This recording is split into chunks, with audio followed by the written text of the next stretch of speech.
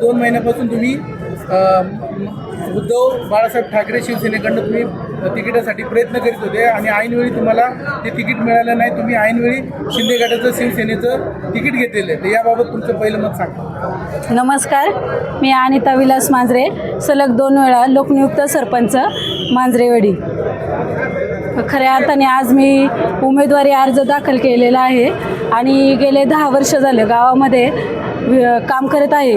गावामध्ये काम करत असताना भरपूर अशी विकास कामे गावात केली आणि गावचा विकास करता करता कुठेतरी तालुक्याच्या पदावरती काम करण्याची संधी मी आणि माझे पती असेल खऱ्या अर्थाने तालुक्याच्या पदावर आम्हाला काम करण्याची संधी मिळावी म्हणून रेटवडी पंचायत समिती गणामधून आम्ही उमेदवारी अर्ज आज दाखल केलेला आहे. आणि जसा गावामध्ये विकास केला, गावाची विकास करून गावचा कायापालट केला, तशाच पद्धतीने रेटवडी पंचायत समिती गणामध्ये काम करण्याची इच्छा आणि खूप तळमळ आहे आणि हे काम आम्ही अतिशय चांगल्या प्रकारे करू.